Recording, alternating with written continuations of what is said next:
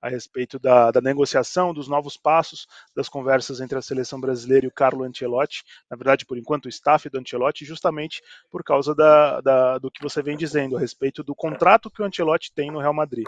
O Ancelotti está terminando essa temporada, 2022-2023, lá no Real Madrid, ele tem mais uma temporada de contrato lá na equipe, até junho de 2024 é o contrato dele no Real Madrid. E a seleção brasileira tenta fazer com que ele chegue depois dessa temporada europeia, ou seja, no meio do ano. E aí teria que fazer alguma coisa a respeito da multa rescisória que o Ancelotti tem no contrato dele com o Real Madrid. O que a gente sabe a respeito dessa multa é que ela obedece aos critérios de multas rescisórias no futebol europeu, que geralmente correspondem ao restante do contrato, ao ano final do contrato, no caso do Ancelotti. O Ancelotti recebe aproximadamente 1 milhão de euros por mês, 12 milhões de euros por temporada, que dá uns 66, 67 milhões de reais, o salário anual do Ancelotti. Então essa seria a estimativa da multa rescisória do técnico do Real Madrid para quem tiver interesse pagar. Só que tem aquela história, a seleção brasileira espera, trabalha para costurar um acordo amigável com o Ancelotti para não pagar essa multa rescisória.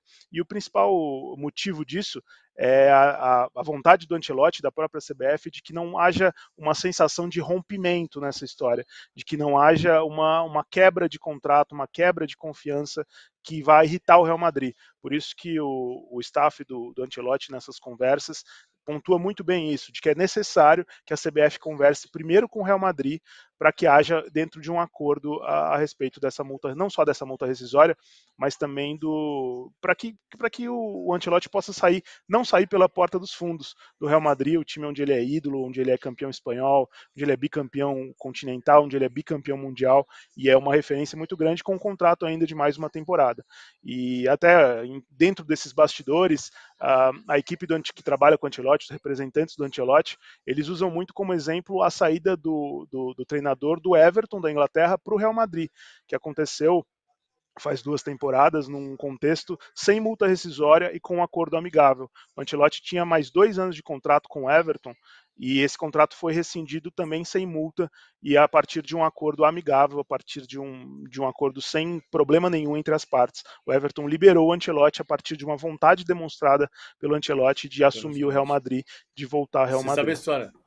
Sabe a história, Carneiro? A gente já contou aqui, mas é muito engraçada como a imprensa italiana data do momento em que um assistente, um diretor do Florentino Pérez, telefona para o Ancelotti no Everton e diz: cara, o Zidane está saindo daqui e eu preciso de você de um favor.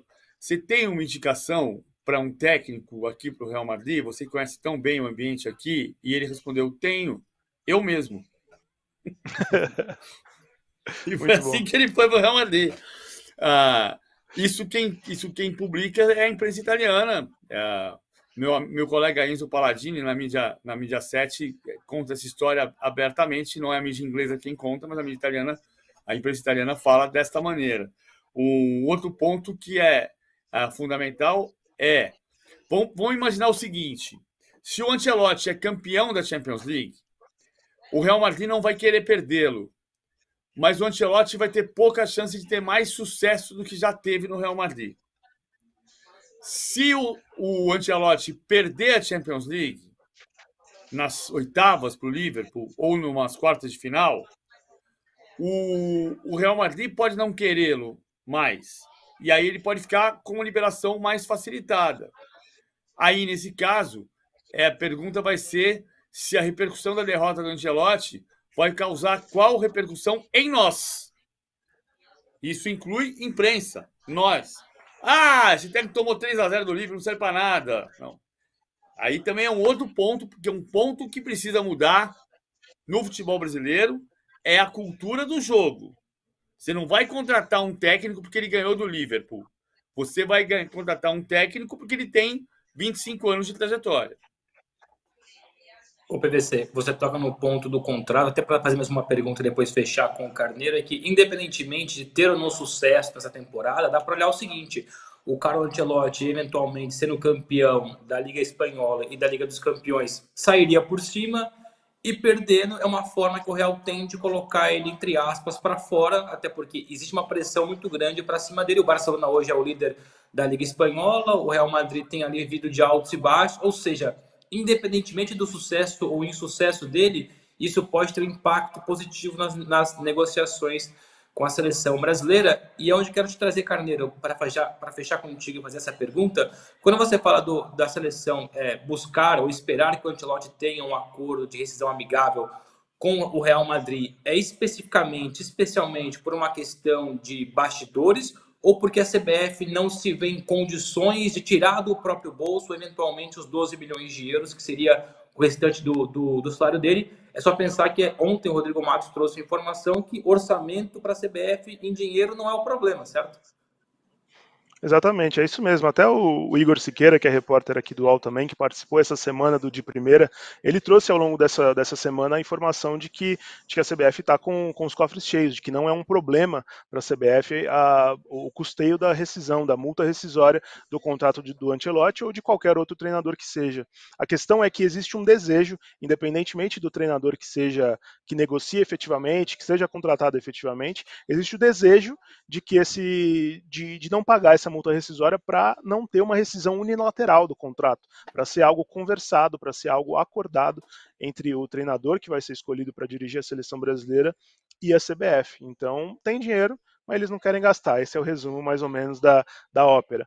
E só para pontuar uma coisa que o PVC e você também falou, Andrade, a respeito da Liga dos Campeões, existe uma impressão muito forte dentro da equipe que representa, dos empresários, da equipe que trabalha junto com o Ancelotti, que essa edição da Liga dos Campeões vai ser muito importante para qualquer decisão a respeito do futuro do Ancelotti, porque, de repente, uma eliminação precoce na Liga dos Campeões pode sim acelerar essas conversas. Existe uma impressão muito forte a respeito da importância dessa competição, lembrando que o Real Madrid joga na terça-feira, dia 21, abre as oitavas de final da Liga dos Campeões contra o Liverpool. Então a história é mais ou menos essa. Uma eliminação do Real Madrid precoce na Liga dos Campeões pode facilitar a liberação. Ou se o Real Madrid for mais longe, as conversas podem ficar mais demoradas, porque todo mundo diz que o Ancelotti é absolutamente concentrado e focado no trabalho de campo, nas decisões que ele precisa tomar para fazer o Real Madrid vencedor, e que esses assuntos externos nesse momento não atrapalham. Mas aquela questão, até agora, nos bastidores, o Ancelotti deu apenas sinalizações positivas a respeito do interesse da seleção brasileira em levá-lo a partir do meio do ano, Andrade. Quem conseguir imitar a sobrancelha esquerda dele, contrata. Aquela coisa. Não é assim, estranha. Não é. Muito difícil tá imitar. Lá em cima. Não dá. Não tem como. Não consigo.